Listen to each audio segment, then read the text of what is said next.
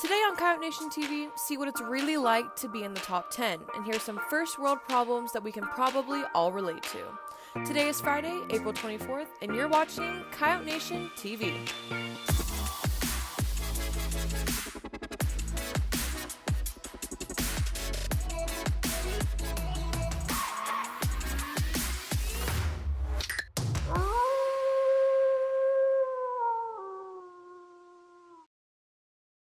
Hey Coyotes, I'm Ian Shuda, and I hope you guys aren't too bored staying at home, and that you guys don't have a lot of schoolwork to do, but just enough to keep you guys occupied. And I know for some of you guys that this new online schooling is helping y'all's class ranks and GPAs. This week, Dr. Gray got to go around and congratulate members of the Heritage's 2020 Top 10. CNTV's Gabby Carden got to sit down with our salutatorian and see what it is like for him to be part of the top 10.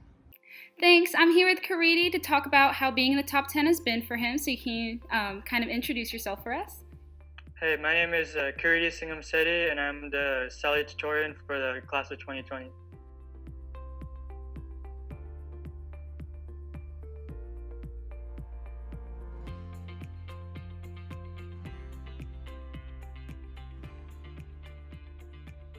Was it a goal of yours to be in the top 10?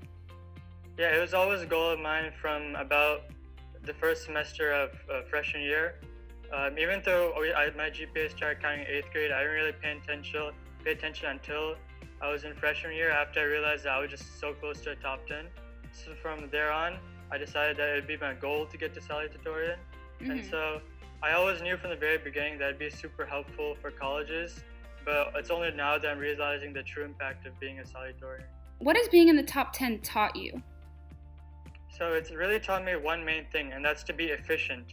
I know from my experience, for example, in history, I've seen people taking notes that are 2 to 3 pages, and then I come in there with 1 page, or even economics, I only have half a page.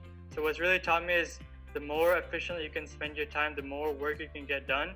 And then with that, the more time you have to do other stuff, such as play sports or just play video games.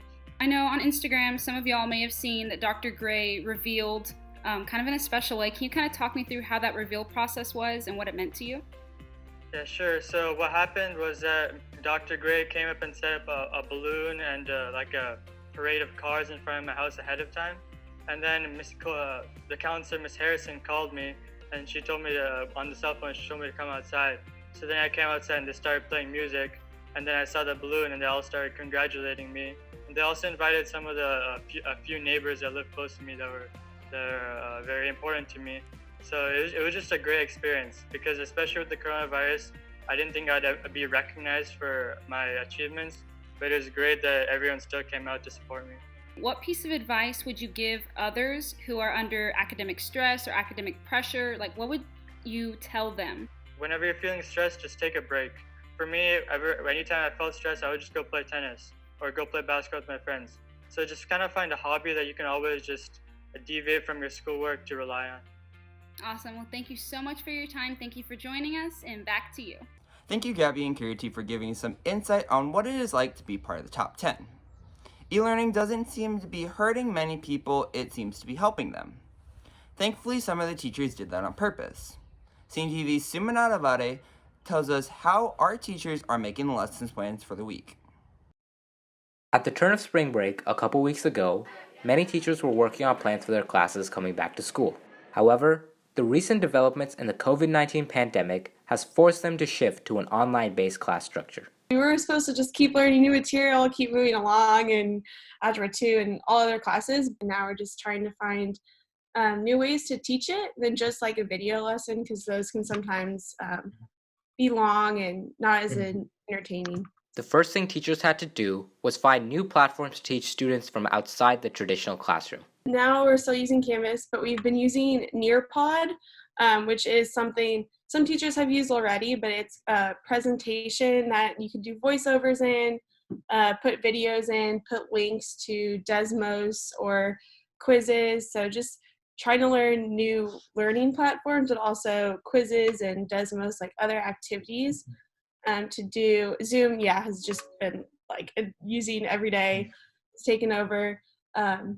but mostly still trying to use Canvas, and Canvas can link to other things. So we're trying to keep it just easy and simple for everybody. One of the biggest challenges teachers face is to keep students engaged while at home. Trying to throw in like little fun things, like little like math jokes or little activities that are just for fun, or like a check-in form just so we can see how you guys are doing. But trying to add in those little things because it is hard to be engaged, especially at home. No one knows what distractions everyone might have. On top of that, the teachers have to keep some things in mind, such as the workload they're assigning to students. So because we're not there in person, sometimes we might have to explain something like in a little bit more detail to get the idea across. So I think just making sure that we hit every point we need to, so you guys have the information you need. Despite all the challenges and obstacles they may face, the goal of helping students learn and come out on the other side with the skills they need is still in sight. It's important we're making sure you're learning and we're helping you learn, but knowing that like we're your teachers, we're still your teachers, we're here. And we want to make sure you have your resources, you're doing okay, you're staying positive, because this time is, no one saw this coming. This is something totally unexpected and changing everyone's world in so many ways. It's a huge change in life, and change is scary for some people. And some people, it's hard for them to cope with change. So just hoping that everyone's doing okay and making it. We'll be over eventually. It's not permanent. I'm Sumit Nalavade for Coyote Nation TV. I didn't realize it took that much planning in order to just come up with 1 week of e-learning.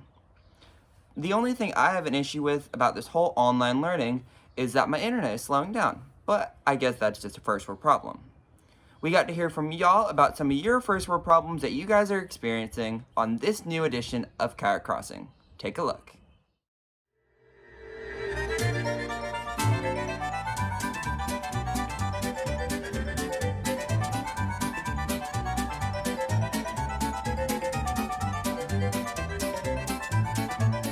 I have a problem with Miss Rona because I can't even get my Oreos anymore.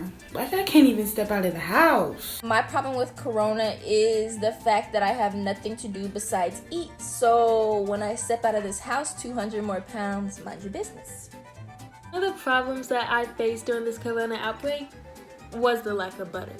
Because recently, since we ran out, my food hasn't been tasting the same. Okay, so problem I'm facing due to Corona is staying in this house all day and not being able to see my friends. I'm tired of it. The thing that sucks about this coronavirus is that I'm not able to hang out with the boys. Something I haven't been able to do because of the virus is stock up on toilet paper. Problem with Corona is all these assignments I keep on receiving, which aren't gonna get done. Thanks to Corona, all these teachers just think they're obligated to give us 10 times more work than they did in actual class. My internet speed is literally half of what it used to be, and I had a power outage. I can't go out because nothing can be brought back into this house besides the Holy Ghost Spirit. Thanks to Corona, I've been looking crusty and dusty for about 5 weeks now because I've not been able to get a haircut. Those were definitely some funny problems, but let's switch gears and get into the announcements for the week. Monday is a holiday, so there will be no online e-learning assignments.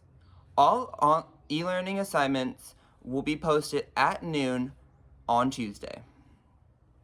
Finally, if you are interested in being one of the flag runners at the football games, you should consider submitting an application to join Coyote Crew.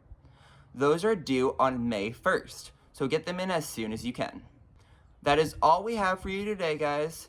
Make sure to follow us on Twitter at Coyote Nation TV and on our Instagram at Heritage Student Media to keep up with all the news. I'm Ian Shuda, and you stay classy, Coyotes.